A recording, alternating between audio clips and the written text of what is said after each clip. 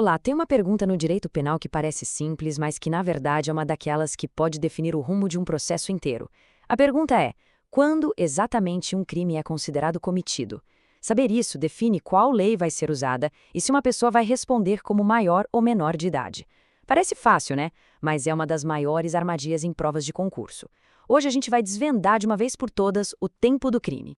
Para a gente entender isso direitinho, nosso caminho vai ser o seguinte. Primeiro, vamos explorar o dilema do tempo. Depois, vamos ver as 3 teorias que tentam resolver essa questão. Na sequência, qual foi a escolha do Brasil? Aí, a gente entra na parte que causa mais confusão, que é a prescrição. E, por fim, fechamos com uma lição final para garantir que tudo ficou claro.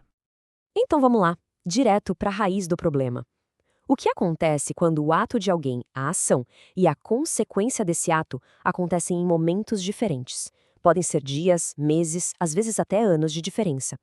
É exatamente aqui que nasce o dilema do tempo, um verdadeiro quebra-cabeça jurídico. E a pergunta que não quer calar é essa: o que vale para a lei na hora de datar o crime? É o momento em que a pessoa agiu, ou seja, a ação, ou é o momento em que a consequência aconteceu, o resultado? A resposta para isso, como a gente vai ver, muda completamente o cenário de um caso. Para tentar colocar um pouco de ordem nessa discussão, a doutrina jurídica desenvolveu 3 caminhos, 3 grandes teorias. Cada uma delas oferece um jeito diferente de olhar para essa questão de quando o crime de fato acontece.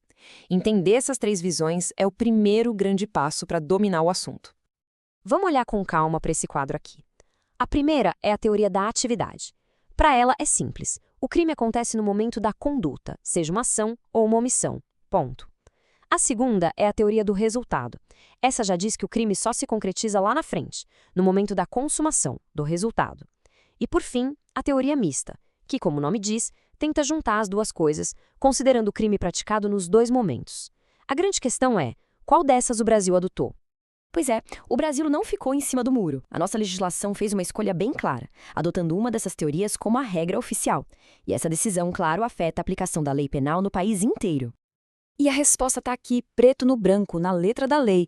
O artigo 4º do nosso Código Penal é cristalino. Ele diz: considera-se praticado o crime no momento da ação ou omissão, ainda que outro seja o momento do resultado. Ou seja, não tem margem para dúvida. A regra no Brasil é a teoria da atividade. E a consequência prática disso é gigantesca. Sabe o que isso significa? Que a lei que vale é a lei que estava em vigor no dia da ação.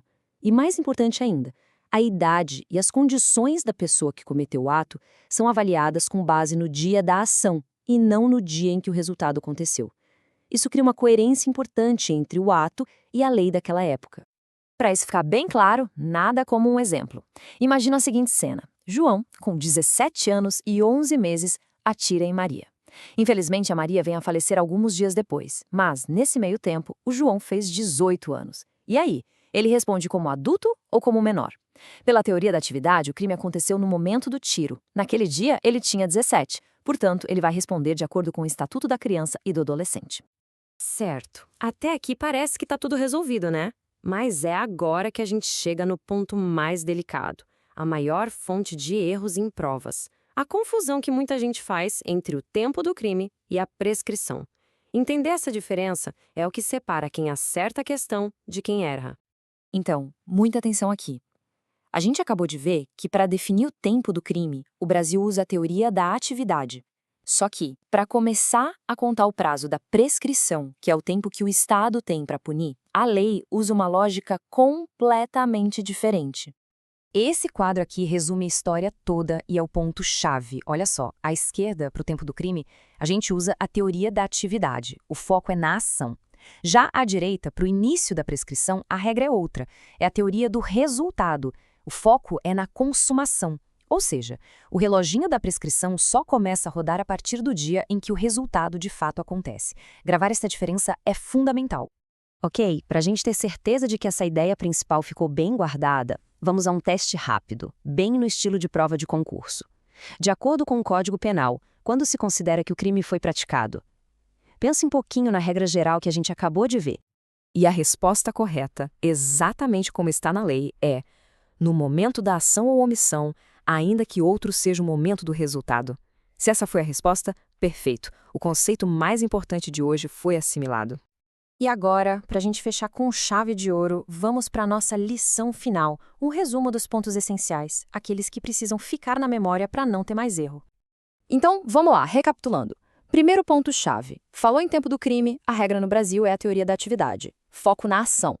Segundo ponto. Para que serve isso? Serve para definir qual lei vai ser aplicada e a condição do agente. E o terceiro, talvez o mais importante de todos, não confundir. Para prescrição, a regra muda. A contagem só começa com o resultado, ou seja, teoria do resultado. E, para terminar, fica aqui uma reflexão. Por que essa complicação toda? Porque a lei usa regras diferentes para tempo do crime e para prescrição. A resposta mostra como o direito é complexo e busca um equilíbrio. Ao usar a teoria da atividade para o crime, a lei garante segurança para a pessoa, que será julgada pela lei da época do seu ato. E ao usar a teoria do resultado para a prescrição, a lei protege a sociedade, dando um marco claro a partir do qual o Estado pode começar a agir. É esse balanço cuidadoso que torna o direito penal tão fascinante.